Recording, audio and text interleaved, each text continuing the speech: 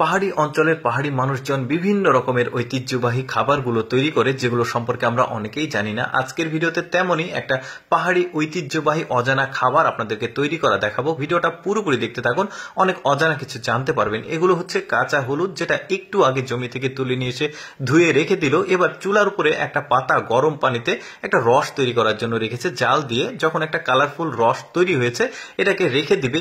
এই পরে গিয়ে আপনারা বুঝতে পারবেন ওই রসটা, পাতা রসটা কি করা হবে। এবার কাঁচা হলুদে ফিরে আসি। কাঁচা হলুদটা একটা কাঠ দিয়ে চাপ দিয়ে এটাকে মেথি করা হচ্ছে। তারপরে একটা ডিশে এই কাঁচা হলুদগুলো নেওয়া হচ্ছে। এবার ট্যাপের পানি দিয়ে এই কাঁচা হলুদগুলো একটা সাদা কাপড়ের উপরে দেওয়া হচ্ছে। এবার চাপ দিয়ে এই কাঁচা হলুদের রসগুলো বের করা হচ্ছে। দেখুন, দুইটা রস হলো, একটা ওই পাতার রস আর একটা কাঁচা হলুদের রস। এখন চাল নিয়ে এসেছে, এটাকে আমরা আলো চাল বলি বা বিরিয়ানির চাল, নিয়ে এসে 3টা পটে একটা সম পরিমাণে রেখে দিচ্ছে।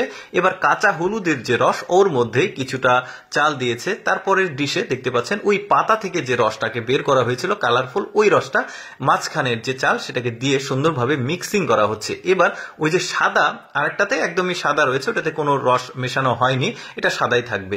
এবার 3টা খুব চমৎকার ভাবে ওরা ওইভাবে মিক্সিং করে রেখে দিল ঢাকনা দিয়ে। এবারে এই মেয়েটা এসেছে, এটাকে আমরা ওই আড় বলি, বাঁশের আড় তৈরি করছে। কেন তৈরি করছে এটাও একটু পরে গিয়ে বুঝবেন। এবারে এখানে এসেছে যেটা ওই যে রসগুলো মিক্সিং করে যেটা ঢাকনা দিয়ে ঢেকে রেখে দিয়েছিল, ওই চালগুলো থেকে ওই রসগুলো ছেঁকে ফেলে দিচ্ছে। এবার চালগুলোর কিন্তু কালার পরিবর্তন হয়েছে, দেখতে পাচ্ছেন একটা হলুদ হয়েছে। এই কালারটা কি ঠিক আমি জানি না, মাঝখানের কালারটা, আর একটা সাদাই থাকলো। এবার এগুলোকে একটা বস্তাতে সুন্দরভাবে ভরা হচ্ছে। আলাদা আলাদা পৃথক পৃথক বস্তা রয়েছে, এটাতে সাদা, তারপরটাতে এটাতে হলুদ, তারপরেরটাতে আরেকটা আসলে ভরে এগুলো নিয়ে যাওয়া হচ্ছে। ওই যে আমরা মিল বলি, যেখানে চাল থেকে আটা তৈরি করা হয়, ওই মিলে নিয়ে যাচ্ছে পাহাড়ি আঁকা বাঁকা রাস্তা পার হয়ে।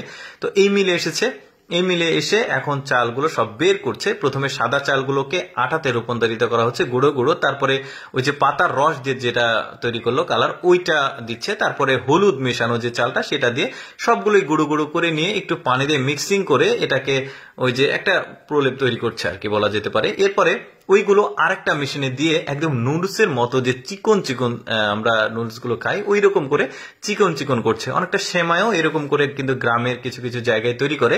তো দেখতে পাচ্ছেন এগুলো নিয়ে যাবে, কি কি তৈরি করছে শেষের দিকে বুঝবেন। আসলে পাহাড়ি অঞ্চলে তো আসলে ওরা বিভিন্ন রকমের খাবার খায়। তো যা হোক, ওই মিলে কিন্তু সব কমপ্লিট করা হয়েছে। এখন এগুলো নিয়ে এসে আড়ে, ওই যে বাঁশের আড় যেটা তৈরি করলো, ওই আড়ের উপরে শুকাতে দিচ্ছে। এটা মূলত ওদের একটা ঐতিহ্যবাহী খাবার। পরবর্তীতে শুকিয়ে গেলে ধীরে ধীরে এটা খাবারের সঙ্গে মিক্স করে ওরা খাবে।